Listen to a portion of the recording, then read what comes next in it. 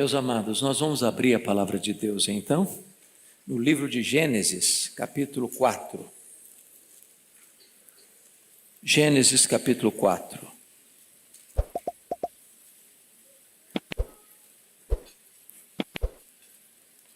Vamos ler até o verso 16.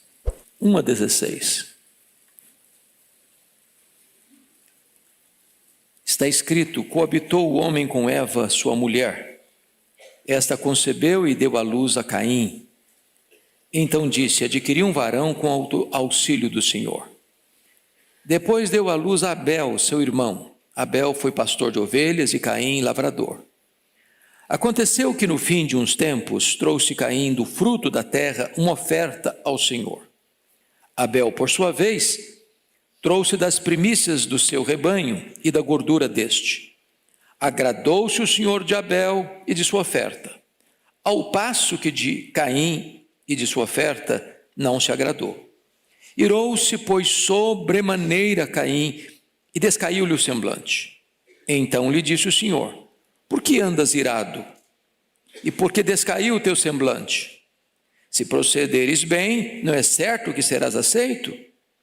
Todavia, se procederes mal, eis que o pecado jaz à porta. O seu desejo será contra ti, mas a ti cumpre dominá-lo. Disse Caim a Abel, seu irmão: vamos ao campo. E estando eles no campo, sucedeu que se levantou Caim contra Abel, seu irmão, e o matou. Disse o Senhor a Caim: onde está Abel, teu irmão? Ele respondeu: não sei.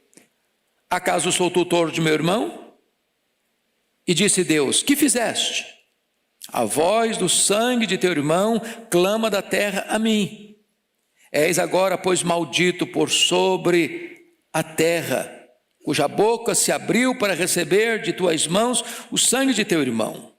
Quando lavrares o solo, não te dará ele a sua força. Serás fugitivo e errante pela terra. Então disse Caim ao Senhor: é tamanho o meu castigo que já não posso suportá-lo. Eis que hoje me lanças da face da terra, e da tua presença hei de esconder-me. Serei fugitivo e errante pela terra. Quem comigo se encontrar me matará.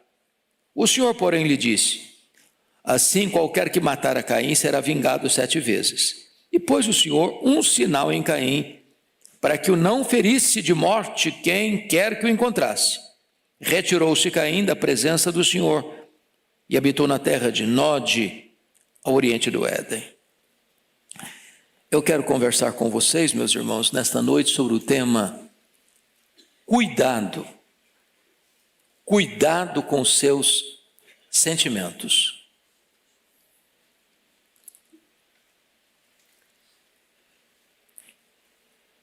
A família é o palco das nossas maiores alegrias, e a família é o palco das nossas maiores tristezas.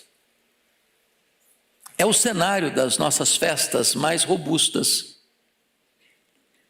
e também o território dos nossos dramas mais pesados.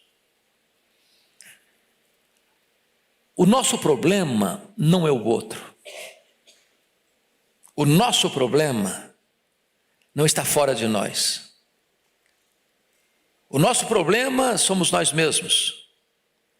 E o nosso maior inimigo é aquele que nós vemos diante do espelho. No capítulo 3, Eva caiu e foi vencida pelo diabo. No capítulo 4, Caim é vencido pela carne. No capítulo 3, Eva é seduzida a pecar. No capítulo 4, Caim não aceitou ser dissuadido pelo pecado, nem mesmo por Deus. Não confessou o seu pecado, nem aceitou a disciplina divina.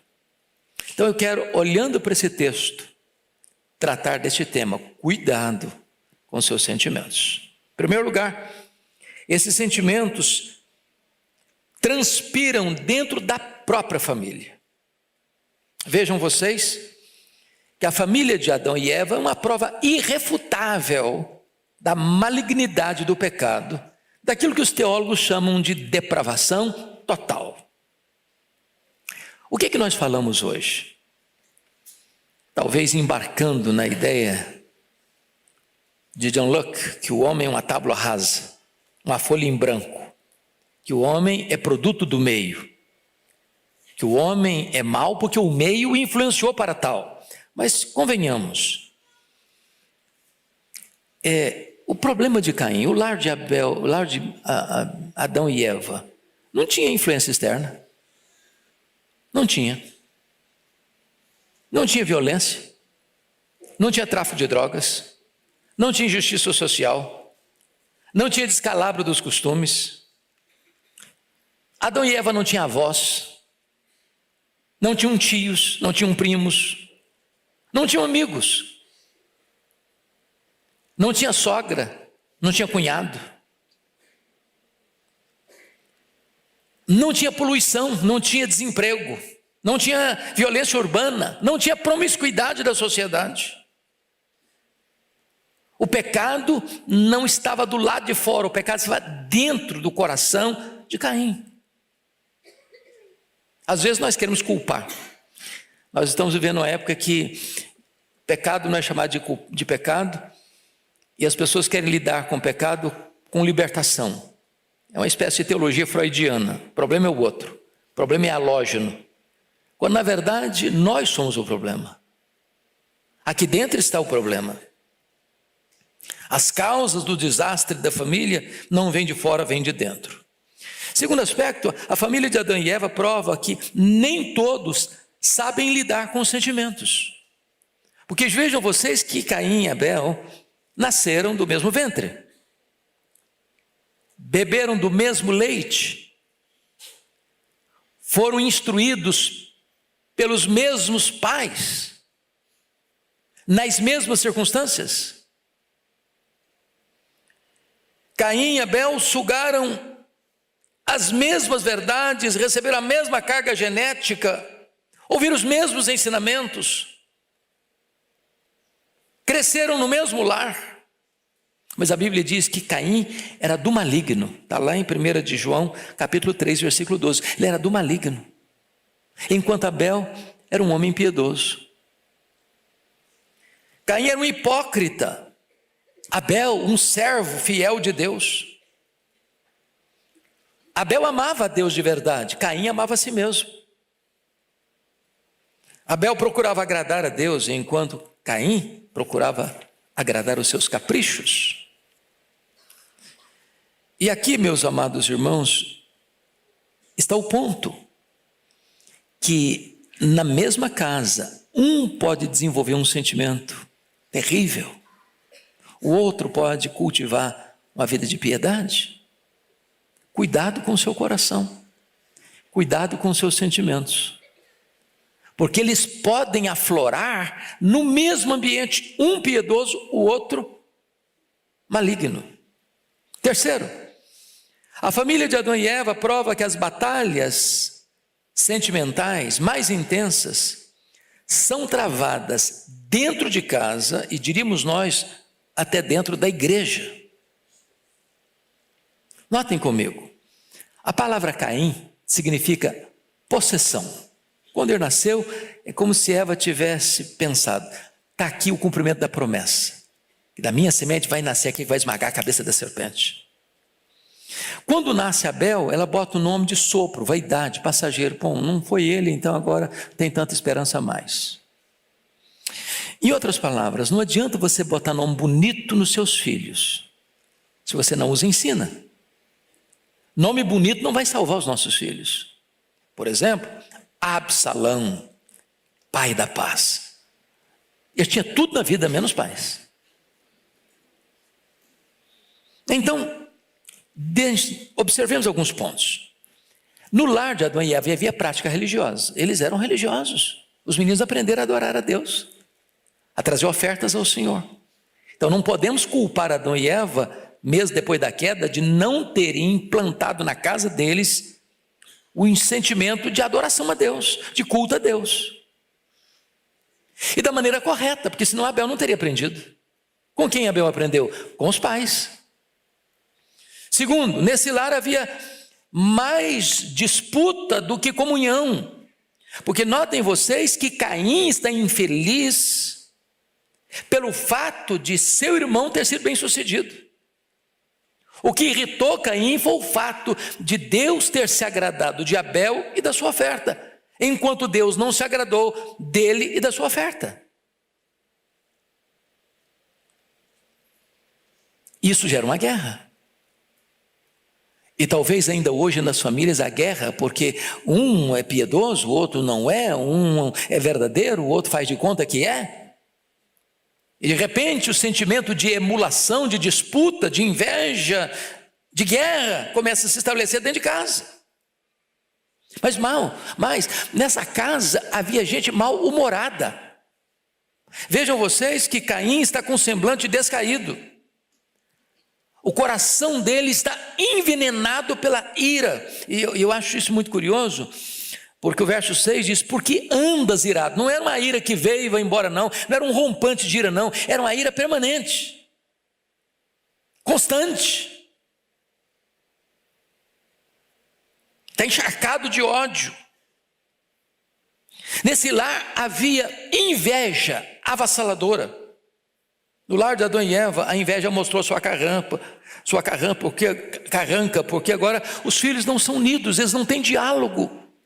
O Caim está invejando Abel, e a inveja, meus irmãos, é um problema gravíssimo, porque os filhos não são iguais. Quem tem mais de um filho aqui sabe disso. Os filhos não são iguais, como iguais não são os dedos da mesma mão. Tem filho que você olha para ele, não precisa falar mais nada, só olhou, tá bom. O outro você fala e grita e ele não escuta. Mas são irmãos de sangue. E aí você percebe que a inveja pode adoecer um coração, como aconteceu com Davi e Saul. Você já percebeu que uma música nas paradas de sucesso das FMs de Israel é que enlouqueceu Saul? E uma loucura que perdurou. O problema do invejoso é que ele quer não o que o outro tem. O invejoso não quer o que o outro tem. O invejoso não quer que o outro tenha. O invejoso, ele não apenas cobiça o que é do outro, ele deseja destruir o outro.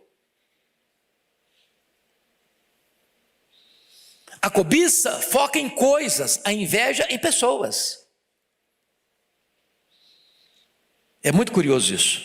Deixa eu ilustrar. Vocês acompanharam, alguns aqui certamente, agosto de 1990. O Iraque invadiu o Kuwait e matou muitos ricos cidadãos daquele país.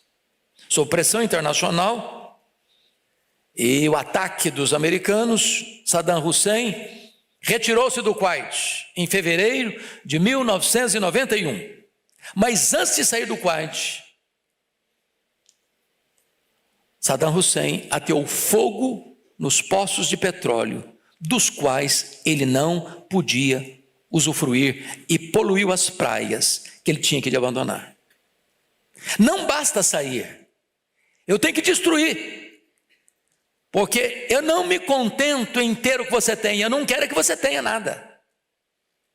Esse é o espírito de Caim. Agora, se você pensa que Caim está a 6.000 anos de nós, o Caim não só está entre nós, o Caim está dentro de nós. Cuidado com seus sentimentos. Segundo ponto que eu quero destacar é que os sentimentos, eles transpiram até mesmo na adoração a Deus. Isso é dramático e triste, porque adorar a Deus foi a razão pela qual nós fomos criados, não é isso? Essa é a primeira pergunta do nosso catecismo. Qual o fim principal do homem?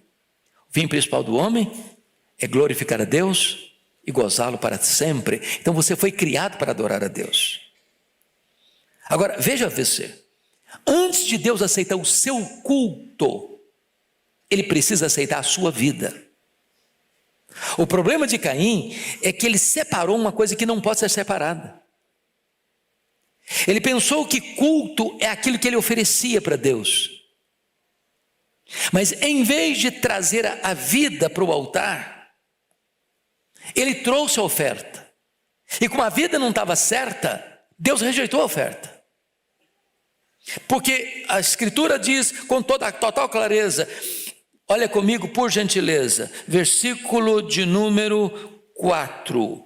Abel, por sua vez, trouxe das primícias do seu rebanho e da gordura deste, agradou-se o Senhor de Abel e da sua oferta. Não diz que Deus se agradou da oferta e de Abel, Deus se agradou de Abel e da oferta.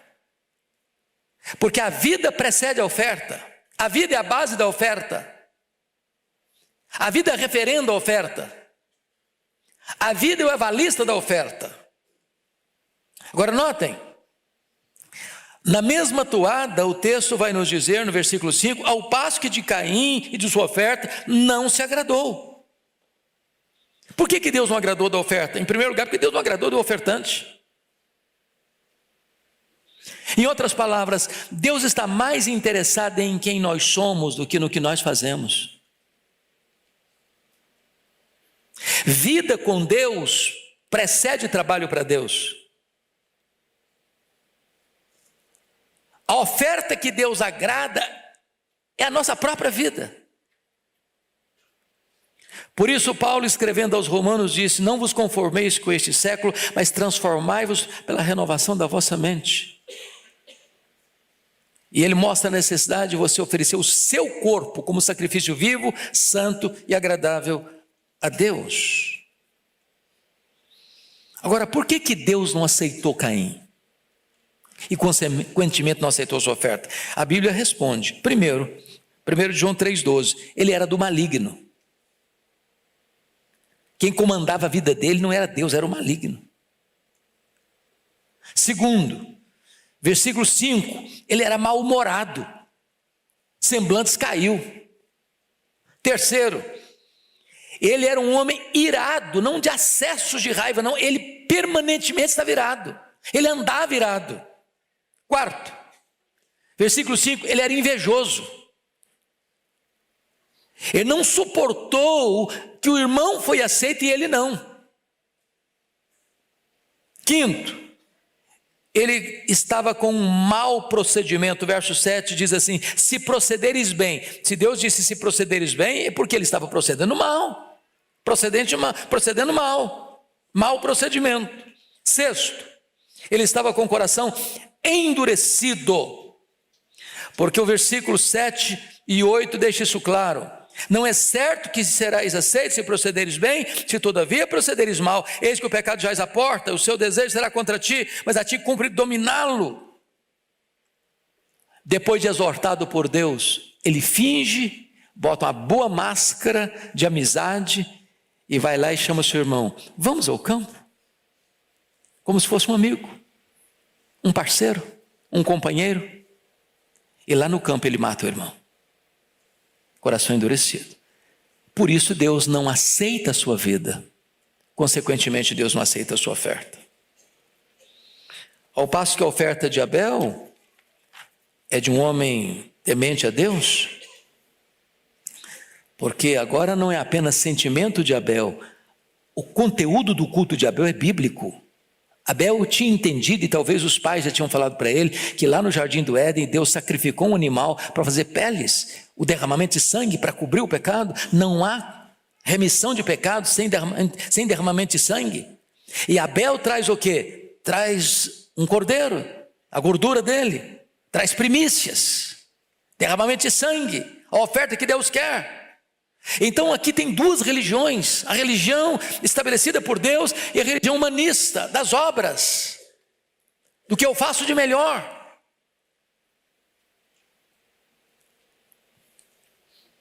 A oferta de Abel era apropriada, porque a oferta de Abel tipificava o sacrifício de Cristo, enquanto a de Caim tipificava os melhores esforços humanos, mérito humano.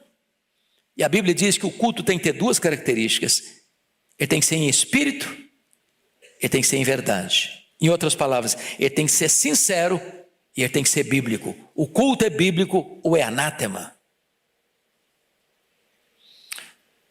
Mas mais do que isso, a Bíblia diz em Hebreus capítulo 11, versículo 4, pela fé Abel ofereceu a Deus mais excelente sacrifício do que Caim. Em outras palavras, Abel ofereceu a oferta certa, com a motivação certa, da maneira certa, ele ofereceu pela fé e com fé. A religião do Abel é a religião verdadeira, estabelecida por Deus. O culto que ele prestou é o culto prescrito por Deus. Nós não temos o direito de cultuar a Deus do nosso jeito, da nossa maneira, com as nossas inovações. Deus requer ser adorado do jeito que Ele mesmo estabeleceu em sua palavra que deva ser adorado. Mas Caim nada fez disso. A religião dele é a religião da perseguição e do ódio. Vamos ao terceiro ponto da mensagem. Cuidado com seus sentimentos, porque eles se agravam e muito quando você despreza as advertências de Deus. Irmãos, convenhamos, se existe um povo que conhece as advertências de Deus, somos nós. Temos a Bíblia, temos acesso às informações bíblicas. Se você é um assíduo frequentador dessa igreja, essa igreja tem 5 atividades de ensino da Bíblia todo domingo. Como o pastor Erival diz, é quase um posto Ipiranga, todo dia está aberto, todo dia tem atividade. Então ninguém pode alegar, eu não sabia, que pena, eu não sabia. Somos advertidos, somos instruídos. Mas vejamos, Caim é chamado ao arrependimento, mas ele endurece o coração. Leia comigo mais uma vez, versículos 6 e 7. Toda a igreja em voz alta, por favor, 6 e 7, vamos juntos. Então lhe disse o Senhor: por que andas irado? E por que descaiu o teu semblante? Se procederes bem, não é certo que serás aceito? Se todavia procederes mal, eis que o pecado jaz à porta. O seu desejo será contra ti, mas a ti cumpre dominá-lo. Então veja bem que Deus está apelando para ele no campo da razão.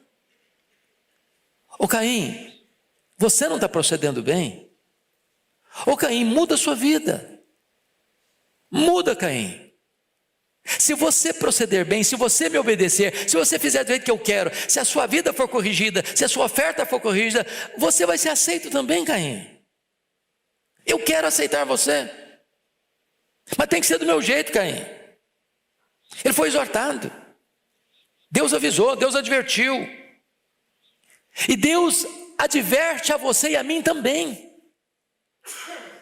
Deus coloca outdoors, Deus coloca placas, Deus coloca placas de neon, para a gente olhar, observar, olha, não é desse jeito, não é dessa maneira, não é por esse caminho, não é dessa forma. Meu filho, corrija a sua vida, corrija a sua rota, corrija a sua conduta, cuidado. Faça o que é certo, fuja, meu filho, fuja do pecado. O pecado é uma serpente que está de bote armado para te pegar. Convenhamos, nós somos fracos, muito fracos. Mas o Senhor disse para ele: olha, meu filho, você fique esperto, porque o pecado jaz à porta, está aí de bote armado. E você sabe qual o pecado que anda de bote armado para te pegar? Você sabe. A zona de perigo, a área de perigo que você vive, e que basta um passo só adiante e você é picado por essa víbora, a antiga serpente. Cuidado.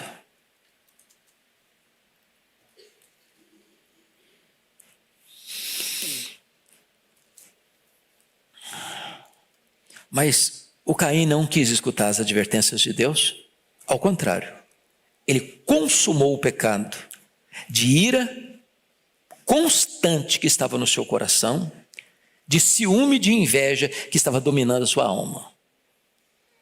Caim, em vez de voltar-se para Deus, ele fugiu de Deus.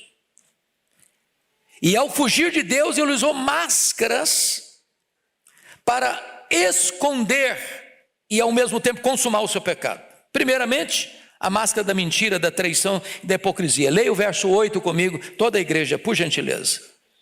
Disse Caim a Abel, seu irmão: vamos ao campo. Estando eles no campo, sucedeu que se levantou Caim contra Abel, seu irmão, e o matou. Oh, irmãos amados, olha que coisa impressionante. Disse Caim ao seu irmão: vamos ao campo. As palavras são aveludadas. As palavras são de amizade, de fraternidade, de companheirismo. Mas o coração está envenenado. O coração é perverso.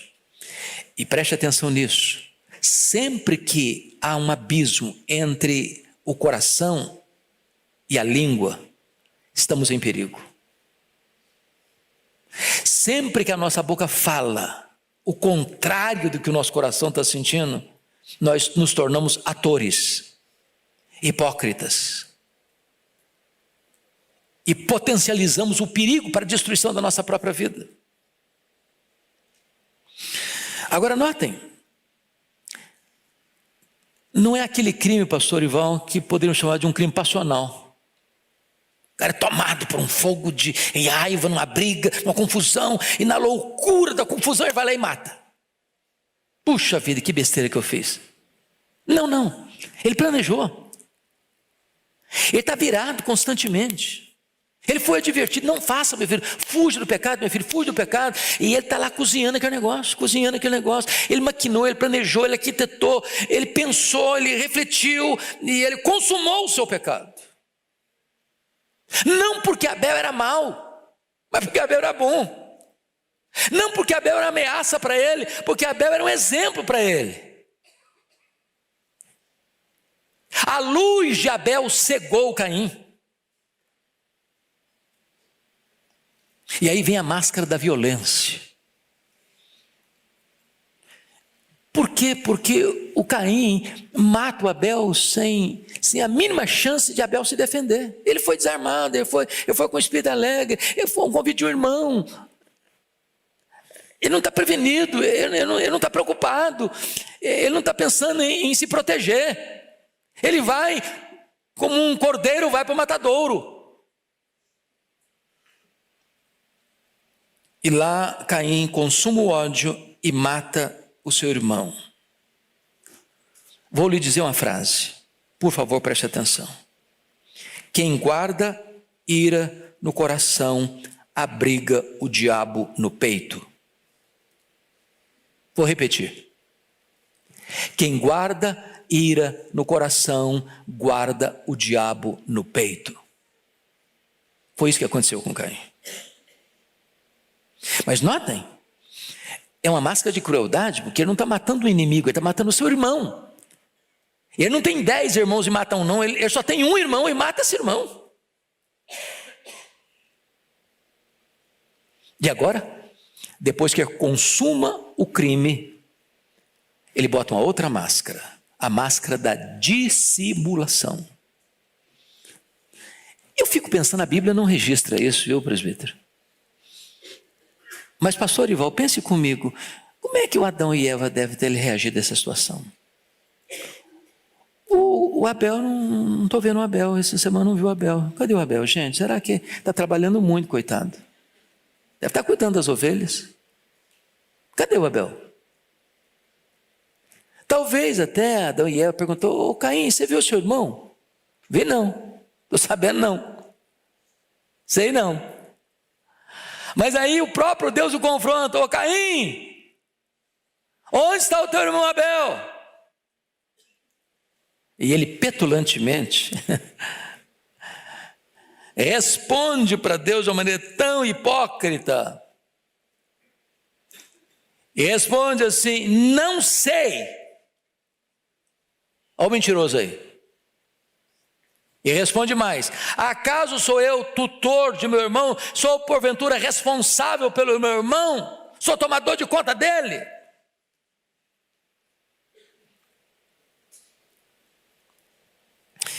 Notem vocês que agora ele está mentindo para Deus, não aceitando a realidade da sua culpa.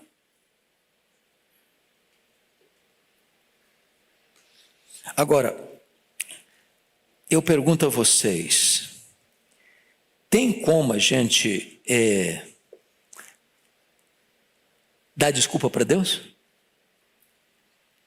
Sei não, sabe sim senhor. Só porventura tutor do irmão, você não é só tutor não, você é assassino do seu irmão. E tem mais, o sangue do seu irmão está clamando.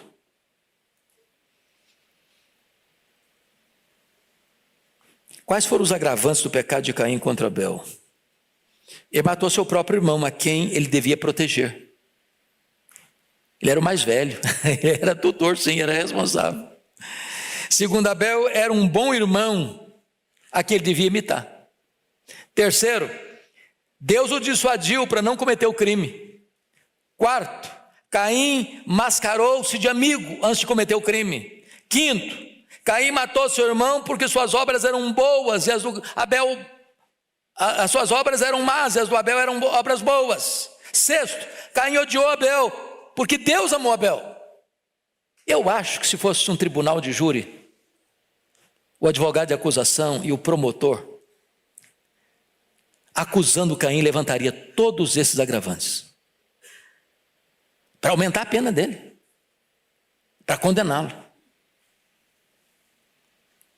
sem desculpas. O nosso pecado não tem desculpa.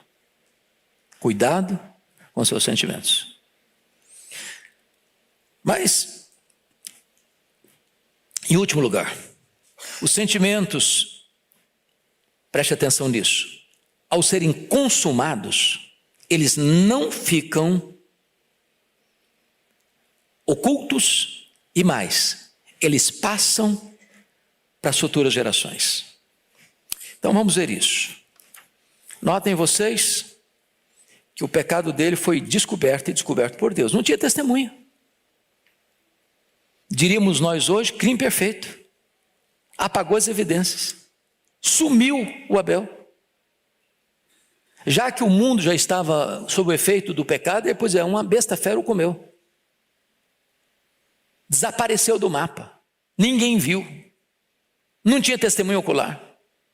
Tinha um bom álibi. Ninguém viu. Não teve câmera filmando. Não foi flagrado no erro por nenhum ser humano como testemunha. Mas Deus viu. Como Deus viu Adão e Eva lá no Éden. Como Deus viu Acã roubando a barra de ouro lá em Jericó. Como Deus viu Davi na câmara do adultério com Batseba. Como Deus viu Ananias e Safira mentindo ao Espírito Santo. Como Deus vê você e eu todo dia. E aí o que vem? A maldição do pecado. Como um peso terrível ao transgressor. Veja comigo, por gentileza, o que Deus vai dizer sobre ele no versículo 11 e 12. Leia comigo, toda a igreja, por favor. Vamos juntos?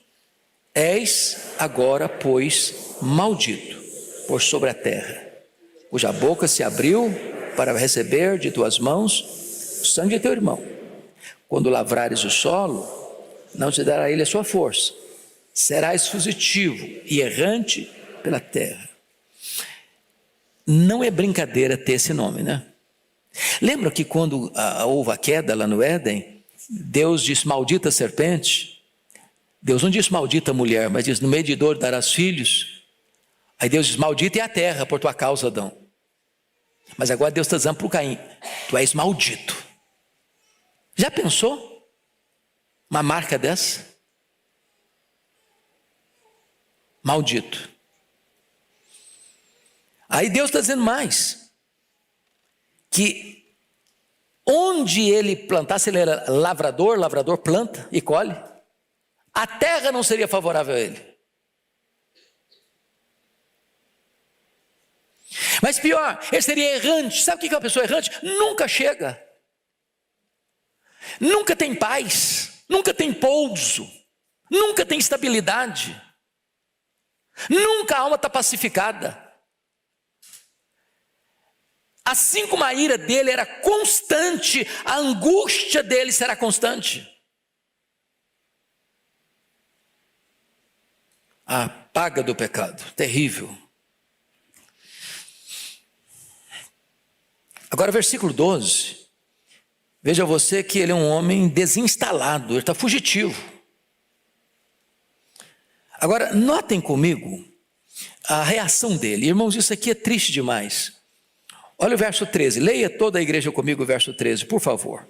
Então, disse Caim ao Senhor: é tamanho o meu castigo, que já não posso suportá-lo. Qual o problema do Caim aqui? O problema do Caim aqui é que ele não se arrepende. Ele está com muito pesar, não é porque ele cometeu um crime, cometeu um pecado, matou o irmão. Ele está com muito pesar, ele está muito triste. Por quê? Porque ele acha que a penalidade sobre ele foi grande demais. Ele está triste das consequências e não do pecado. Aqui tem um ponto vital. O verdadeiro arrependimento vê o pecado como problema. É a história do ladrão que chora porque foi pego com a boca na botija. Se a polícia não pegasse, ele não estava triste, não estava chorando. Ele não está triste porque roubou, ele está triste que foi pego no roubo. Quando você lê as confissões de Davi, o Davi confessa verdadeiramente: eu pequei, o problema é o meu pecado. A consequência, eu vou sofrer por causa da consequência, mas a minha tristeza é porque eu pequei. Isso não houve em Caim. Não houve em Caim. Caim não consegue ter intimidade com Deus. Olha o versículo 16, leia o 16 comigo. Vamos juntos? Retirou-se Caim da presença do Senhor e habitou na terra de Nob, a oriente de Nob. Esse retirou-se Caim da presença do Senhor não foi uma retirada geográfica. Não é que Deus está aqui, ele foi para lá, não. Que Deus está aqui, está lá também. Retirou-se da presença do Senhor significa o seguinte: Caim viveu a vida longe de Deus.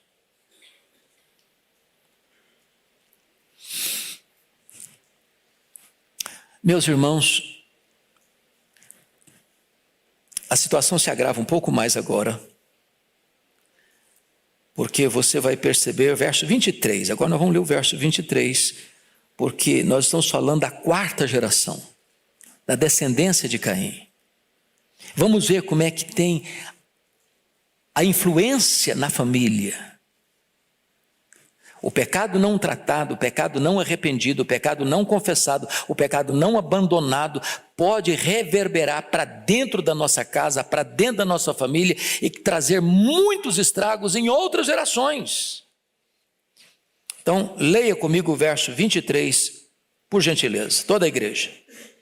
E disse Lameque às suas esposas, Ada e Zilá: ouvi-me, vós mulheres de Lameque, escutai o que passa a dizer-vos. Matei um homem porque ele me feriu, e um rapaz porque me pisou. Só até aqui. Agora preste atenção.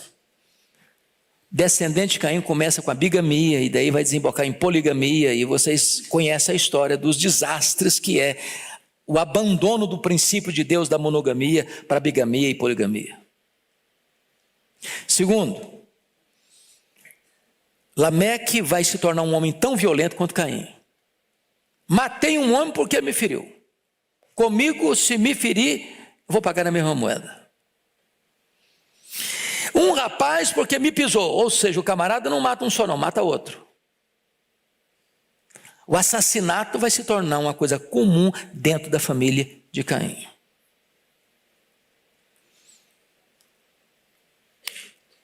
Eu sei que esse sermão não é agradável.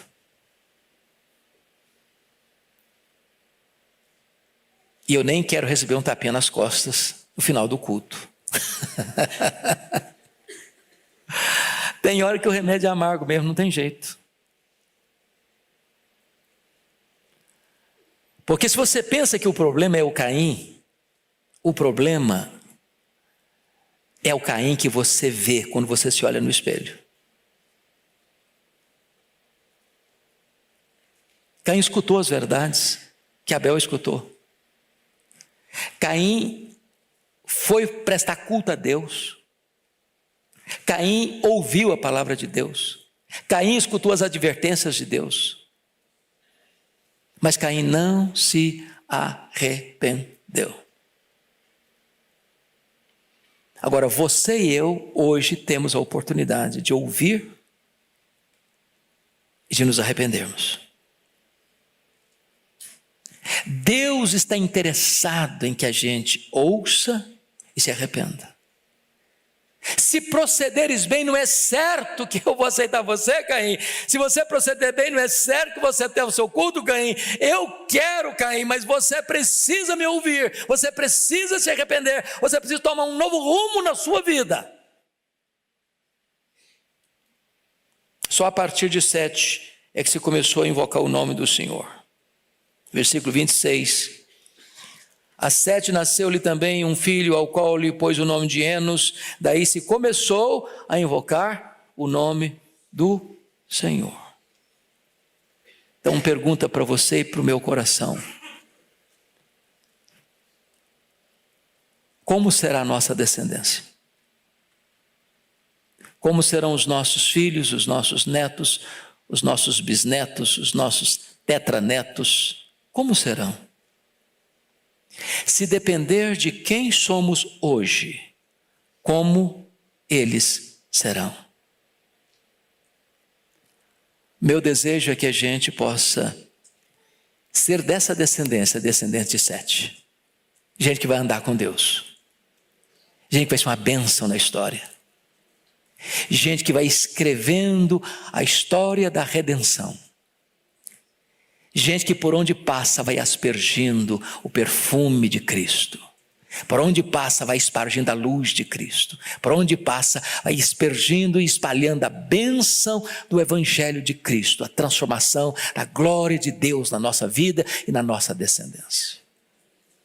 Mas o alerta está feito. Cuidado com seus sentimentos. Curva sua fronte. Vamos orar.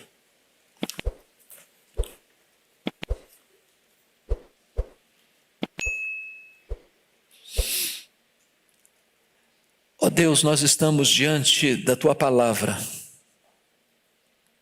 que nos ensina, que nos exorta, que nos admoesta, que nos adverte. E Tu bem conheces, Deus, o nosso coração. Sujeita a falhas, a erros, a enganos, a hipocrisias.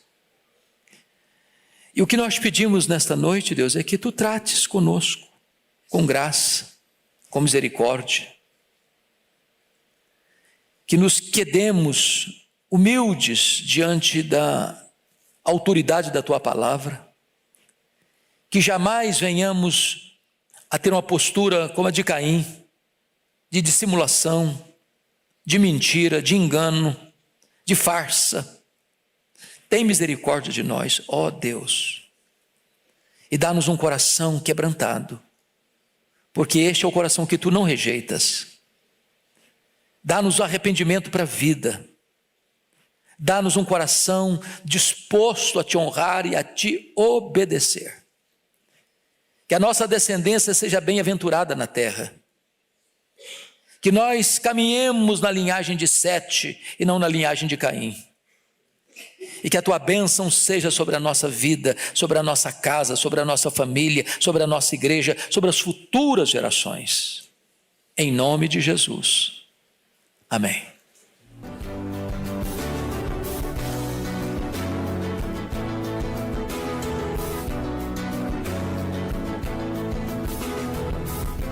Palavra da Verdade, com Hernandes Dias Lopes. Palavra da Verdade, com Hernandes Dias Lopes. Hoje eu tenho a palavra de consolo para o seu coração. Abra sua Bíblia comigo, por favor, no primeiro livro de Samuel, capítulo 1. Primeiro livro de Samuel, capítulo 1. Essa é uma das histórias mais lindas da Bíblia, que está registrada nesse texto. Eu estou com a versão revista e atualizada. Essa versão diz assim: houve um homem de Ramataim Zofim, da região montanhosa de Efraim, cujo nome era Eucana, filho de Jeroão, filho de Eliú, filho de Tou, filho de Zufi, efraimita. Tinha ele duas mulheres, uma se chamava Ana e a outra Penina. Penina tinha filhos, Ana porém não os tinha. Este homem subia da sua cidade de ano em ano a adorar e sacrificar ao Senhor dos exércitos em Siló. Estavam ali os dois filhos de Eli, Rofni e Finéias, como sacerdotes do Senhor. No dia em que Eucana oferecia o seu sacrifício, dava ele porções deste a Penina, sua mulher, e a todos os seus filhos e filhas. A Ana, porém, dava a porção dupla, porque ele a amava, ainda mesmo que o Senhor a houvesse deixado estéril. A sua rival a provocava excessivamente para irritar, porquanto o Senhor lhe havia cerrado a madre. E assim o fazia ele de ano em ano. E todas as vezes que Ana subia à casa do Senhor, a outra irritava, pelo que chorava e não comia. Então Eucana, seu marido, lhe disse: Ana, por que choras? E por que não comes? E por que estás de coração triste? Não te sou eu melhor do que 10 filhos? Após terem comido e bebido em Siló, estando Eli o sacerdote assentado numa cadeira junto a um pilar do templo do Senhor, levantou-se Ana e com amargura de alma orou ao Senhor e chorou abundantemente, e fez um voto dizendo: Senhor dos exércitos, se benignamente atentares para a aflição de tua serva e de mim te lembrares, da tua serva te não esqueceres, e lhe deres um filho varão, ao Senhor o darei por todos os dias da sua vida, e sobre a sua cabeça não passará navalha. Demorando-se ela no orar perante o Senhor, passou ele a observar-lhe o movimento dos lábios, porquanto Ana só no coração falava. Seus lábios se moviam, porém não se lhe ouvia voz nenhuma. Por isso ele a teve por embriagada e lhe disse: Até quando estarás tu embriagada? Aparta de ti esse vinho. Porém Ana respondeu: Não, Senhor meu, eu sou mulher atribulada de espírito. Não bebi nem vinho, nem bebida forte, porém venho derramando a minha alma perante o Senhor. Não tenhas, pois, a tua serva por filha de Belial, porque pelo excesso da minha ansiedade, da minha aflição, é que tenho falado até agora. Então lhe respondeu Eli: Vai-te em paz, e o Deus de Israel te conceda a petição que lhe fizeste. E disse ela: Acha tua serva a mercê diante de ti. Assim a mulher se foi seu caminho e comeu, e seu semblante já não era triste. Levantaram-se de madrugada e adoraram perante o Senhor, e voltaram e chegaram à sua casa a Ramá. Eucana coabitou com Ana sua mulher, lembrando-se dela o Senhor, ela concebeu. E passado o devido tempo, teve um filho, a que chamou Samuel, pois dizia: Do Senhor o pedi. Agora verso 26. Disse Ana a Eli: Ah, meu Senhor, tão certo como vives, eu sou aquela mulher que aqui esteve contigo orando ao Senhor. Por este menino orava eu, e o Senhor me concedeu a petição que eu lhe fizera, pelo que também o trago como devolvida ao Senhor por todos os dias que viver, pois do Senhor o pedi. E eles adoraram ali o Senhor. Amém. O meu tema é: não desista de seus sonhos. Não desista de seus sonhos. Era o ano de 1952 na Nova Zelândia. Um importante esportista daquele país nutriu um sonho audacioso, ousado, inédito. O sonho de escalar a montanha mais alta do planeta. O sonho de chegar no pico do topo, no pico do Monte Everest, no topo do Monte Everest. o monte mais alto da terra, com mais de 8.800 metros de altitude. Ele partiu para realizar o seu sonho, mas fracassou, não conseguiu chegar. Meses depois, ele foi convidado para dar uma palestra em Londres, na Inglaterra, e curiosamente, quando ele chega no auditório, eles haviam colocado uma grande gravura do Monte Everest na parede. Ele olhou para a gravura, abaixou a cabeça, cabisbaixo dirigiu-se à plataforma. Quando passaram-lhe a palavra, por um momento ele esqueceu o seu auditório, voltou-se para a gravura e disse: Monte Everest, da primeira vez tu me derrotaste, tu não podes crescer mais, mas eu ainda estou crescendo, da próxima vez eu te vencerei. 6 meses depois, Edmund Hillary era o primeiro homem da história a chegar no topo do pico Everest, deixando-nos um legado: não desista de seus sonhos. Eu sei que você tem sonhos, todos nós os temos. Quem não sonha não vive. Quem desistiu de sonhar, desistiu de viver. Mas é provável que nesta noite, neste seleto auditório, haja alguém que tenha perdido os seus sonhos mais belos pelas estradas da vida. Talvez haja entre nós nesta noite alguém que já viu os seus sonhos mais bonitos se transformando em pesadelo. Quem sabe até mesmo haja alguém aqui que já desistiu de seus sonhos, que já enterrou os seus sonhos, que já colocou uma lápide sobre os seus sonhos, dizendo: aqui jaz os meus sonhos. Eu quero encorajar você nesta noite a tomar de volta esses sonhos e a colocá-los na presença de Deus. Nós estamos diante do Deus que faz milagres, e esta igreja é um milagre de Deus. Nós estamos na presença daquele para quem não tem causa impossível, não tem problema insolúvel, não tem casamento irrecuperável, não tem doença incurável. Nós estamos adorando o Deus Todo-Poderoso, para quem não há coisa demasiadamente difícil. Esse texto retrata uma mulher que tinha um sonho legítimo, o sonho de ser mãe. Porém o sonho de Ana está sendo adiado. Eu creio até que se Ana fosse nossa contemporânea, ela enfrentaria algumas abordagens. Acho que a primeira delas seria esta: Ana, você é uma mulher tão crente, você ora tanto, você vai tanto à casa de Deus, você está estéril, você está doente, você tem que examinar melhor a sua árvore genealógica, porque é provável que haja alguma maldição hereditária incrustada aí na sua família. Enquanto essa maldição não for quebrada, você não vai ser curada. Só que o problema de Ana não era a maldição hereditária. Se Ana vivesse hoje, talvez alguém parecido com os amigos de Jó chegariam para ela para dizer o seguinte: Ana, ninguém sofre sem causa. Para você estar sofrendo, alguma coisa de errado você fez. Enquanto você não confessar esse pecado, você não vai ser curada.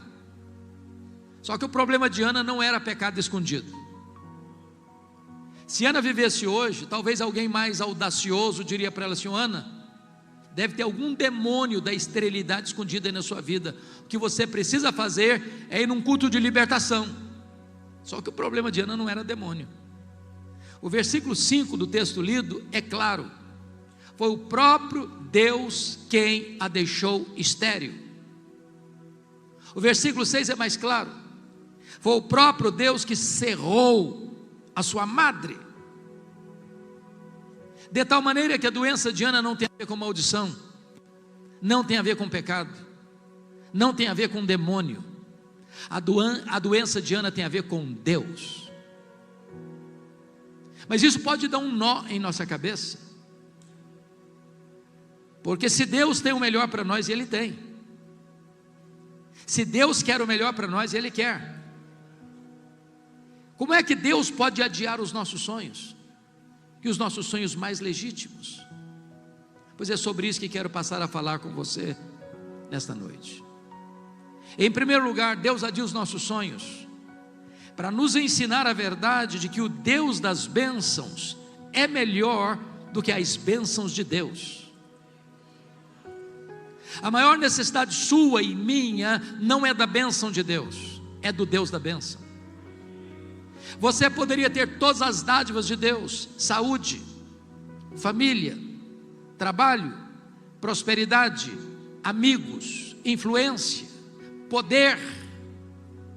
Mas se você não tem Deus, a sua vida continua vazia. Nós estamos vivendo uma geração que tem transformado o evangelho de teocêntrico, cristocêntrico, para antropocêntrico. Às vezes é o homem que quer que a sua vontade seja feita no céu, em vez de desejar que a vontade de Deus seja feita na terra. Só que esse não é o evangelho.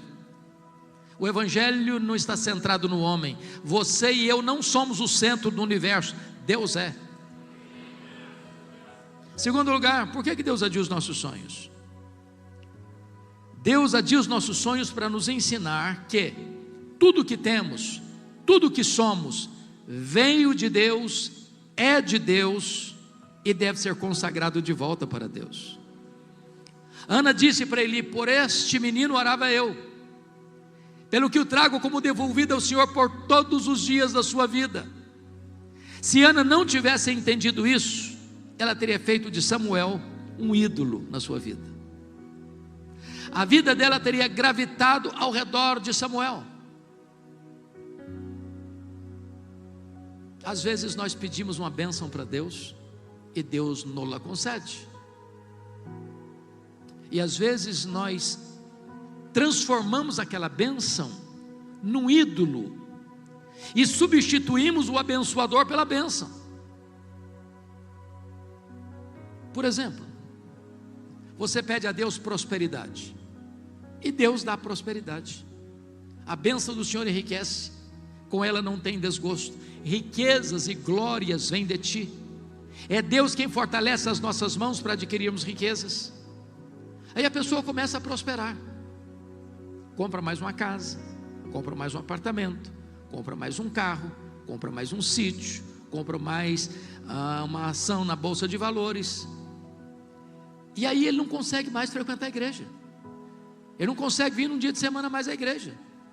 Ele está tão ocupado cuidando das bênçãos de Deus que não tem mais tempo para o Deus das bênçãos. Ele não consegue mais ir para uma reunião de oração, para uma vigília de oração. Ele substituiu o abençoador pela bênção. Ele transformou a bênção num ídolo. É necessário você e eu entendermos que a vida que temos é de Deus, a família que temos é de Deus, a casa que moramos é de Deus, o carro que andamos é de Deus, o trabalho que temos é de Deus, o dinheiro que recebemos é de Deus. Então consagre de volta para Deus o melhor daquilo que Deus tem dado para você. Põe o seu Samuel no altar de Deus nesta noite.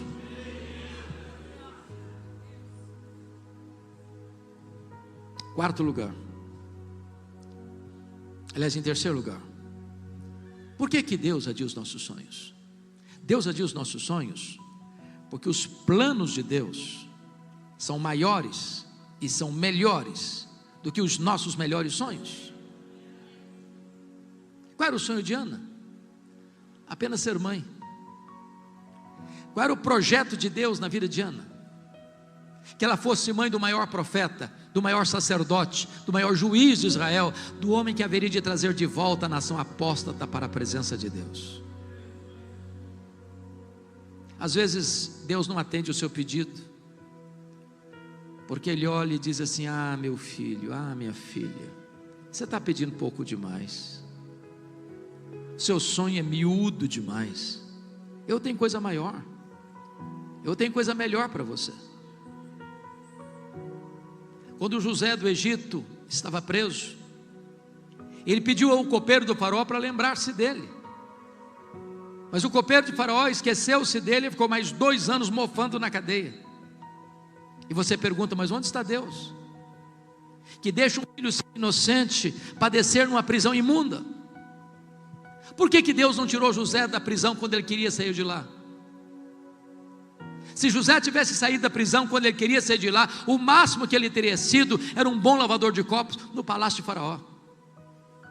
Naqueles 2 anos Deus estava construindo a rampa do palácio para sair da cadeia e ser governador do Egito. Quando Deus parece demorar, não é porque Deus está demorando, é porque Deus está preparando algo maior e melhor para a nossa vida, porque não há Deus como o nosso que trabalha para aqueles que nele esperam. Os pensamentos de Deus são mais altos que os nossos pensamentos, os caminhos de Deus são mais elevados que os nossos caminhos, os planos de Deus são melhores do que os nossos melhores sonhos. Quarto lugar, por que Deus adia os nossos sonhos? Bom, Deus adia os nossos sonhos porque Ele é Deus, livre e soberano, que faz todas as coisas conforme o conselho da sua vontade. Confira comigo o capítulo 2, versos 6 a 8, onde nós encontramos o cântico de Ana, e ela faz uma declaração extraordinária aí. Ela diz assim: o Senhor é o que tira a vida e a dá, faz descer a sepultura e faz subir. O Senhor empobrece e enriquece, abaixa e também exalta, levanta o pobre do pó e desde o monturo exalta o necessitado para o fazer assentar-se entre príncipes. Eu tenho percorrido a nação brasileira e às vezes escuto algumas coisas que, em nome de uma fé robusta, beira a blasfêmia. Quando as pessoas dizem assim para Deus: Deus, eu proíbo, Deus, eu exijo, Deus, eu determino, Deus, eu decreto, e ai de Deus se não atender. Até parece que essas pessoas estão assentadas num alto e sublime trono, e Deus muito humilhado e pequenininho assentado aos seus pés. Que tolice, que meninice espiritual. O nosso Deus está no trono, Ele tem as rédeas da história em suas mãos, Ele não pode ser colocado contra a parede, ninguém pode pressionar Deus. Deus é livre, Deus é soberano, Ele faz todas as coisas conforme o conselho da sua vontade. Ele quem dá a vida, Ele quem tira a vida, Ele quem exalta, Ele quem rebaixa, Ele quem coloca no trono, Ele quem tira do trono. Só Ele é Deus e Ele é soberano. Por outro lado, quando Deus faz, ninguém pode impedir a mão de Deus de fazê-lo. Em nome da sã teologia, alguns dizem assim: não, o tempo dos milagres acabou, ficou lá no passado. A Bíblia diz que o nosso Deus é o mesmo ontem, é o mesmo hoje, é o mesmo para sempre. Ele não se aposentou numa cadeira de balanço, Ele não vestiu um pijama. O nosso Deus reina, o nosso Deus trabalha até agora, o nosso Deus faz prodígios e não precisa pedir licença nem para você e para mim para fazê-lo. Ele é Deus. Eu fico imaginando que Ana, como mulher instruída que era, deve ter buscado todos os recursos da medicina para cuidar da sua saúde, como toda mulher, sem exceção, gosta de uma bolsa, uma boa bolsa. Eu acho que ela devia carregar nesta bolsa os últimos exames médicos da junta médica de Ramá, dizendo: Ana, não tem cura, não tem jeito.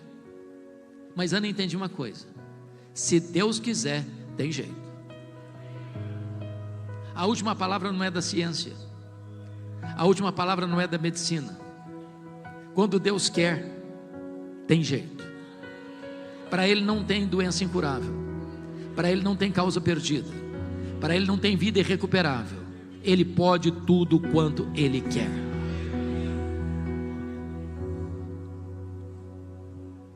Eu estava numa visita pastoral lá em Vitória, num hospital da cidade. Quando eu chego no hospital, haviam 3 mulheres na porta. E quando eu cheguei, percebi que eram pessoas da minha cidade, do interior do estado do Espírito Santo. Ali estava uma jovem de 17 anos, com um estado muito crítico de saúde, de um câncer que estava devastando o seu corpo. Na minha cidade não tinha CTI, como não tem até hoje. E o médico que acompanhava o tratamento disse: você precisa ir para Vitória, você precisa de um CTI. Nós esgotamos todo o tratamento aqui. Só que naquele dia não tinha vaga no CTI. E eu fui conversar com o diretor, era meu amigo, longamente. E ele disse: pastor, não funciona assim. Eu não posso tirar um paciente para botar outro. Hoje eu não posso recebê-la. Confesso que fiquei um pouco frustrado. Voltei para a porta do hospital e fiz algo, pastor Eliseu, que eu não tenho o hábito de fazer.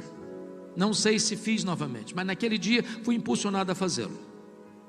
Eu disse para aquela jovem: minha filha, aqui não tem vaga para você, mas nós podemos fazer algo melhor que isso. Nós podemos orar e pedir que Deus cure você. E ali na porta do hospital impus as mãos sobre ela e pedi para Jesus curá-la. Quando terminou a oração, aproxima-se um rapaz que também conhecia aquela jovem e disse: olha, você tem um primo que é médico numa outra cidade do estado, e lá tem CTI, então vamos ligar para lá. Peguei o telefone, liguei, ele atendeu. Disse: pode trazer minha prima para cá, tem vaga, e traga todos os exames, eu quero conferir tudo.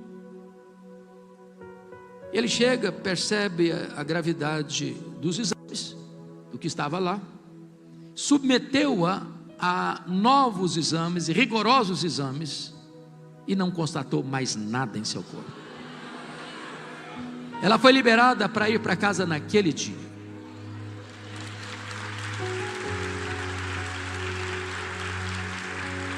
Isso tem mais de 20 anos. Mais de 20 anos. Nos últimos anos eu tenho pregado na minha cidade, todos os anos, no período entre Natal e Ano Novo. O ano passado, pregando lá, depois do culto, tirando algumas fotos com algumas pessoas, aproxima-se uma senhora, muito bonita inclusive, e me fez uma pergunta que nunca se deve fazer a um pastor: o senhor se lembra de mim? Não faça mais essa pergunta para nenhum pastor, é constrangedora. Eu olhei bem para ela, olhei de novo, disse: minha irmã, só me perdoe, mas eu não estou lembrado da senhora não. Ela me disse: eu sou aquela moça que há mais de 20 anos o senhor orou por mim. Jesus me curou naquele dia, e nunca mais eu tive qualquer sintoma daquela enfermidade. Quando Deus quer, tem jeito. Não estou lhe dizendo que todas as pessoas pelas quais eu oro, Deus vai curar. O que eu estou lhe dizendo é que se Deus quiser, tem jeito. Então não desista de seus sonhos. Agora, o segundo ponto da mensagem: todas as pessoas que têm sonhos precisam ter muita cautela, porque existem assassinos de sonhos soltos por aí, que querem matar os seus sonhos. E Ana teve que lidar com 3 assassinos de sonhos. A primeira pessoa que quis matar os sonhos de Ana foi a sua rival Penina. Diz a Bíblia que Penina irritava Ana, sobretudo quando Ana subia para a casa de Deus em Siló. Ela provocava Ana de tal maneira que Ana entrava numa espécie de tristeza crônica, começava a chorar, eu acho que até perdia o apetite, entrava em depressão. Eu não sei o que é que Penina dizia para Ana, mas de uma coisa eu tenho certeza: Penina não era uma mulher de Deus, porque gente de Deus não vive para infernizar a vida dos outros. Gente de Deus é bálsamo, gente de Deus é aliviador de tensões. Cuidado com as peninas da vida, que tentam irritar você, que tentam tirar você do sério, que tentam massacrar você apesar da sua intensa dor. A segunda pessoa que quis matar os sonhos de Ana foi o sacerdote Eli. Todo ano Ana subia para Siló, todo ano. Lá estava Eli, lá estava Rofini, lá estava Finéias. Não consta o historiador bíblico que em nenhuma dessas idas, nem Eli, nem Rofini, nem Finéias, olhasse para Ana, conversasse com Ana, orasse por Ana, chorasse com Ana. A primeira vez que o sacerdote Eli dirigiu a palavra a Ana foi para sacar contra ela um pesado libelo acusatório, chamando-a de bêbada, chamando-a de filho de demônio, de filha de Belial, na casa de Deus. Eu acho até, pastor Joel, que se a Ana fosse membro da Lagoinha de Siló, ela ia sair da igreja. Aí, eu acho que ela faria um pouco mais. Ela ia fazer uma campanha para tirar o pastor Eli da igreja. Por muito menos as pessoas fazem isso hoje. Só que Ana não era uma mulher hipersensível. Ana não era um crente cristal, porcelana. Ana era uma mulher madura na fé. Ela diz: eu não estou bêbada não, meu Senhor. Eu sou mulher atribulada de espírito. O que eu estou fazendo é derramando a minha alma perante o Senhor. Não me trate como uma filha do demônio. Não me trate como uma filha de Belial. A terceira pessoa que quis matar os sonhos de Ana foi o seu marido, Eucana. Eucana era um maridão. Diz o texto que Eucana amava Ana, que Eucana era um marido provedor. Ele dava porções duplas a Ana. Mas Eucana tinha um problema. Ele era cabeça dura demais, incrédulo demais. Eucana não acreditava em milagres. Ele conhecia a história da redenção. Ele sabia como Deus havia curado Sara, como Deus havia curado Rebeca, como Deus havia curado Raquel. Ele via Ana chorando, ele via Ana orando. Em momento algum a Bíblia diz que Eucana chega para Ana e diz o seguinte: minha filha, eu sei que você quer ser mãe, eu sei que você chora, eu sei que você ora, eu acompanho a sua vida, Deus já fez milagres no passado, quem sabe Deus faça de novo, então conta comigo, eu estou do seu lado, nós vamos morar juntos, quem sabe Deus nos ouve. Não consta a Bíblia que ele tivesse feito isso, mas o versículo 8 relata que uma hora ele chama a Ana para uma conversa, e eu vou parafrasear a conversa. Eu acho que foi mais ou menos o seguinte: vem cá, Ana, eu preciso bater um papo com você.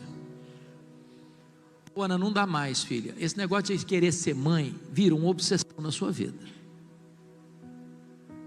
Você está completamente doente, mulher. Chega de chorar. Para com isso. Você não sabe que a junta médica de Ramá já deu o resultado que não tem cura. Para que você insiste numa causa perdida? Vira essa página, mulher. Aliás, Ana, você não está nem curtindo o maridão que você tem. Você não sabe que eu sou melhor que 10 filhos para você? Se fosse hoje eu diria: Ana, pense em mim, liga para mim, chore por mim. Não chore por ele, Ana. Assassino de sonhos, cuidado que isso pode estar dentro da sua casa. Não desista de seus sonhos. O terceiro e último ponto da mensagem tem a ver com o que você vai fazer quando os seus sonhos são adiados. Ana nos ensina 3 coisas. Primeiro, se os seus sonhos estão sendo adiados, continue crendo que Deus vai fazer um milagre, que Deus pode fazer um milagre. Continue orando, continue jejuando, continue chorando diante de Deus. Ore um pouco mais, jejue um pouco mais, persevere um pouco mais, caminhe um pouco mais. Tem muita gente que desiste cedo demais. Tem gente que desiste no limiar da vitória. Quantos casamentos, irmãos, que acabaram porque faltou um pouquinho mais de paciência, um pouquinho mais de perdão, um pouquinho mais de oração. Não desista. Não desista.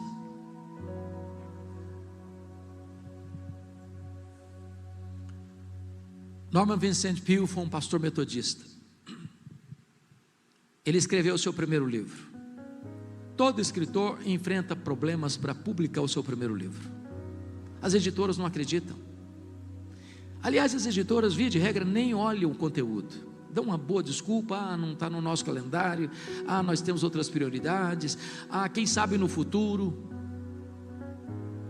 Então ele escreveu o livro O Poder do Pensamento Positivo e procurou editoras. Bateu na porta, bateu noutra.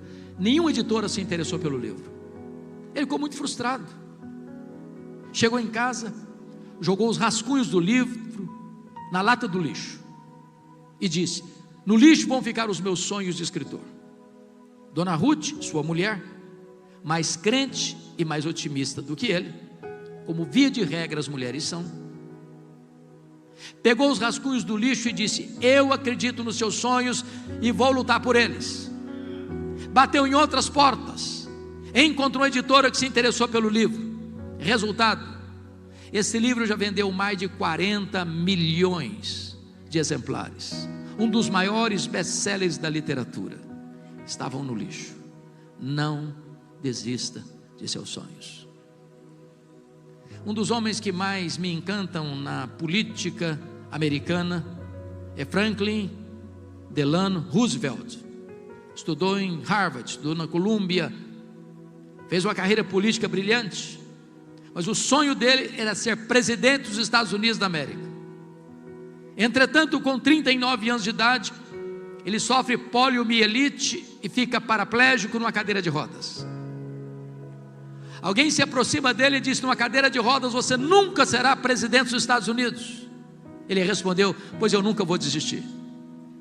Foi o único homem até hoje na história americana que foi eleito e reeleito presidente dos Estados Unidos da América 4 vezes consecutivamente numa cadeira de rodas.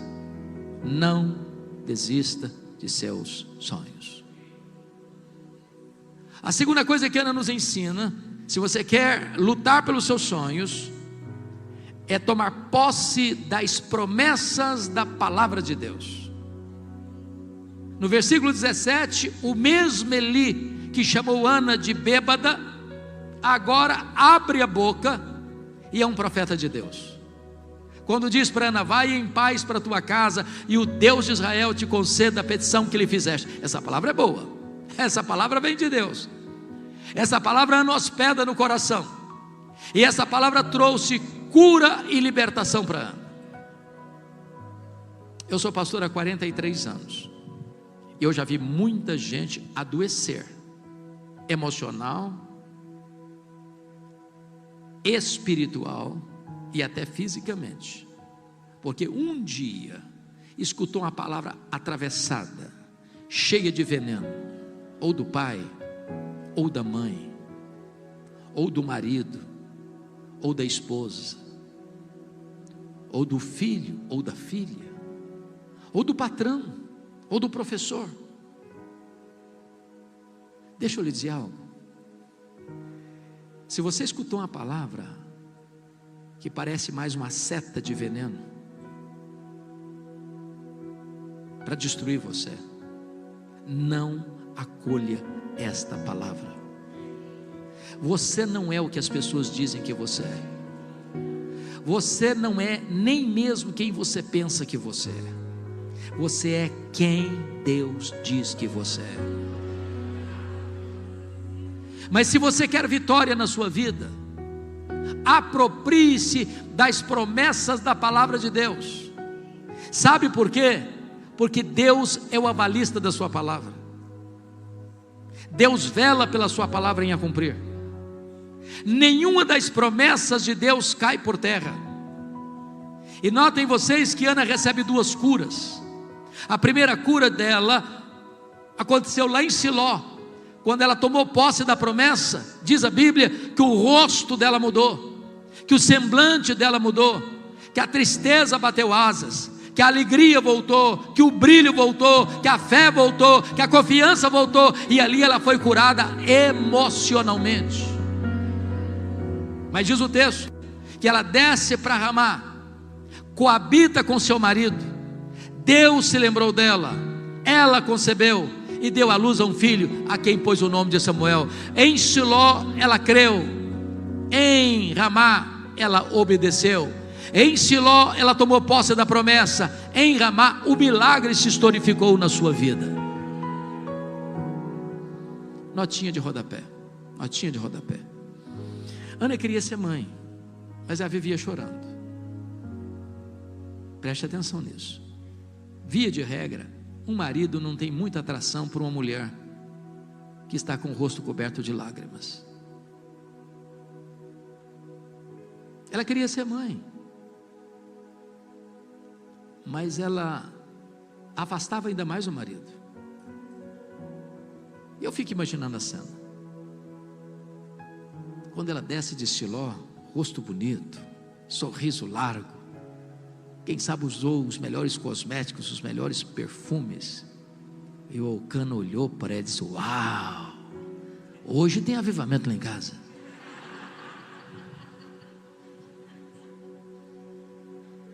E as duas coisas se uniram. A bênção de Deus e a iniciativa humana.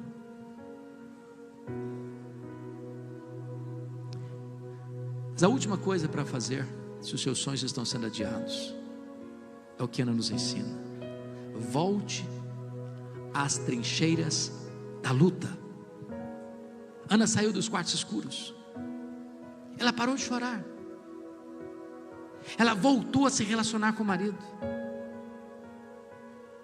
Em nome de Jesus, pare de reclamar, pare de murmurar. Tem hora do choro e tem hora de parar de chorar.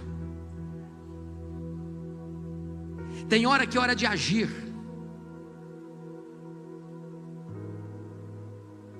Lute pelo seu casamento, lute pela sua família, lute pelos seus filhos, lute pela sua casa.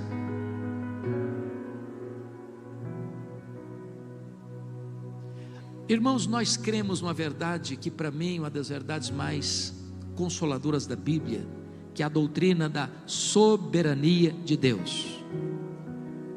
Quando você diz que Deus é soberano, você está dizendo o seguinte: eu não creio em acaso, eu não creio em sorte, eu não creio em coincidência, eu não creio em azar, eu não creio em determinismo cego, eu não creio em feitiço, eu não creio em olho gordo, eu não creio em macumba para crente. Eu creio que a mão de Deus dirige o meu destino. Se você está passando uma prova, essa prova não pegou Deus de surpresa. Se você está passando por um vale, Deus não foi surpreendido por isso. Se você está passando por uma doença, Deus tem um propósito nisso. Então volte a cantar, então volte a sorrir, então volte a crer, então volte a confiar em Deus, então volte a lutar por esta causa em nome de Jesus e não desista de seus sonhos. Há um autor que eu gosto de ler, e não obstante não ser um autor evangélico, Og Mandino. Se você não leu pelo menos O Maior Vendedor do Mundo, vale a pena ler. Mas o que me chamou a atenção na vida desse homem não foi nem sequer um dos seus livros, foi a sua história, a sua biografia. Aos 35 anos de idade, Og Mandino estava falido, bêbado, caído numa sarjeta, abandonado pela esposa, pensando em suicídio. 10 anos depois, aos 45 anos, Og Mandino estava no topo da fama mundial, escrevendo livros lidos e traduzidos no mundo inteiro, ensinando as pessoas a viverem com otimismo. Ora, se um cara que não é crente consegue viver com otimismo, e você, que é filho de Deus, você que acorda e pode dizer: este é o dia que o Senhor fez, alegremo-nos e regozijemo-nos nele. No seu livro autobiográfico, ele dá uma dica para você começar o seu dia animado. Todo crente tem que começar o seu dia animado. Ele diz assim: você quer começar o seu dia animado? Pegue o melhor jornal da sua cidade. Ou ninguém compra mais jornal em banca, mas você tem o jornal no seu telefone. Abra o jornal. Só um detalhe. Por favor, não comece a leitura nas páginas políticas. Você vai ficar depressivo, com raiva, vai perder seu dia. Então pule essa página. Bom, mas é claro que você não é tão corajoso a ponto de querer começar o seu dia lendo as páginas econômicas. Gente, a coisa está feia. A coisa está feia. A taxa de juros é 15% ao ano. Você vai ficar preocupado e depressivo, então pula essa página também. Bom, você não é tão corajoso a ponto de querer começar o seu dia lendo as páginas policiais. Você vai ficar com medo de sair de casa. Então pula essa página também. Bom, você também não é tão corajoso assim para querer começar o seu dia lendo as páginas esportivas. De repente você é corintiano e o negócio também está feio para o seu lado. Então pula essa página também. Você quer começar o seu dia animado? Diz ele. Começa a leitura na página do obituário, a lista das pessoas que morreram. Só um detalhe: você tem que ler tudo. Os nomes grandes, os nomes pequenos, lê tudo. Quando você terminar essa leitura, você vai descobrir algo fantástico. Você vai descobrir que o seu nome não está nessa lista. Você vai descobrir que as pessoas que estão nesta lista dariam tudo para estar no seu lugar, mas elas estão mortas. Você vai descobrir que você está vivo. E se você está vivo, um milagre de Deus pode acontecer na sua vida hoje. Não desista de seus sonhos.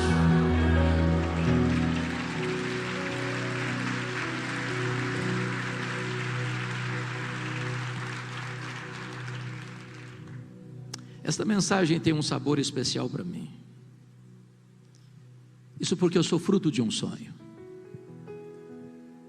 Os meus pais moravam numa região muito pobre do interior do estado do Espírito Santo nos idos de 1958. Não tinha estrada, não tinha carro, não tinha médico. Quando uma pessoa ficava doente, ela precisava ser transportada numa padiola. Padiola é um lençol amarrado num varal, duas pessoas caminhando pela trilha. O posto médico ficava a 40 quilômetros. A minha mãe estava grávida do seu último filho, no estado adiantado de gravidez, quando caiu gravemente enferma. Meu pai sabia que ela não suportaria uma viagem padiola de 40 quilômetros. Mandou mensageiros para buscar o médico. Ele veio, examinou-a e disse: essa mulher não vai sobreviver. Ela está muito doente, ela está muito fraca, e a criança está em agonia de morte no seu ventre. A única chance de salvar a mãe é sacrificar a criança. Se não tirar a criança, a mãe morre junto com a criança. Naquele impasse, a minha mãe tomou uma outra decisão. Disse: eu não abro mão desse filho, eu não desisto desse filho, eu estou pronta a morrer com ele, eu estou pronta a morrer por ele, mas eu não desisto dele. Naquela hora ela fez um voto para Deus e disse: meu Deus, se tu poupares o meu filho, eu consagro este filho para ti, para ser um pastor, para ser um pregador do evangelho. Deus ouviu a oração da minha mãe e eu nasci. Nasci na roça, trabalhando na enxada desde a minha mais tenra infância. Fui calçar o meu primeiro par de sapatos com 8 anos de idade, com as mãos calejadas. Onde eu morava não tinha escola, a não ser escola primária. Nunca ninguém tinha saído dali para fazer além de 4ª série primária. Com 8 anos de idade eu entrei na escola. Com 12 anos já tinha encerrado a minha carreira estudantil. Na minha casa não tinha livros, só tinha um dicionário velho, sujo, rasgado. Com 10 anos eu comecei a decorar as principais palavras daquele dicionário. Eu tinha uma sede de estudar que não cabia em mim. A minha professora que me alfabetizou estava se mudando para Vitória, capital do estado. E sabendo do meu sonho de estudar, ela me perguntou: você tem coragem de vir comigo? E eu, que nunca tinha dormido uma noite fora de casa, disse para ela: se os meus pais deixarem, eu vou. Com 12 anos de idade, eu nunca tinha visto um aparelho de televisão. Com 12 anos de idade, eu nunca tinha entrado numa cidade. Com 12 anos de idade, eu subi na carroceria de um caminhão e fui parar no pior bairro da Grande Vitória, dentro de um mangue, do lado de um prostíbulo. Um barraco de tábuas de 4 cômodos, com 10 pessoas. Um dos meus últimos livros eu dediquei a essa professora, e até hoje eu não entendo o que Deus fez. Ela tinha todas as razões do mundo para não levar mais ninguém para dentro da sua casa, e ela me levou. Tempos dificílimos. Muitas vezes eu namorei um pão de sal, na vitrine de um botequim, com muita fome. E eu não tinha dinheiro para comprar um pão de sal para comer. Muitas vezes eu procurei farinha e não tinha farinha para comer. Às vezes eu chorava, com 12 anos de idade, mas eu tinha um sonho. Eu queria estudar. Mas pasmem vocês, o meu sonho de criança, de juventude, era ser político e advogado. No dia que eu fiz 18 anos, eu que nunca perdi um comício por nada, tirei meu título e me filiei num partido. A minha mãe nunca me contou o projeto dela com Deus, embora analfabeta, mas sábia. Se ela contasse, pensava ela, eu seria sugestionada a ser pastor. Deus haveria de me chamar. E um dia eu conversava com um presbítero, homem maduro na fé, e falava para ele que se no final da minha vida, depois que eu realizasse todos os meus sonhos de um político e de um advogado, eu entraria num seminário e encerraria minha carreira sendo um pastor. E esse homem botou o dedo literalmente no meu nariz e disse: você quer dar as sobras para Deus? Deus quer você agora, com a sua juventude, com a sua força, com a sua inteligência. E aquela palavra entrou no meu coração como uma flecha. E eu saí dali 1000% convencido de que naquele momento Deus me chamava para o ministério. Se eu tivesse 10 vidas, eu queria ser pastor nas 10. A primeira pessoa que eu comuniquei foi com a minha mãe. Disse: mamãe, estou desistindo dos meus sonhos, Deus me chamou para o ministério. Ela me disse: meu filho, por esta causa eu já orava antes de você nascer. Antes da minha mãe partir para Jesus, ela me chamou à sua casa e me contou toda essa história. E me disse mais: meu filho, nesses anos todos, eu nunca deixei de me levantar da minha cama de madrugada, dobrar os meus joelhos e pedir que Deus levantasse você, que Deus capacitasse você para ser um pregador da palavra. E eu chorei muito com a minha mãe. Disse: mamãe, a senhora está me ensinando as lições mais importantes da minha vida. A senhora está me ensinando que um filho nunca é pobre se tem uma mãe que ora por ele. A senhora está me ensinando que o mais importante não são os meus sonhos, mas são os planos de Deus. E eu quero encerrar esta mensagem na contramão do meu tema e dizer para você: desista dos seus sonhos. Desista dos seus sonhos, se preciso for, mas nunca abra mão do plano de Deus para a sua vida.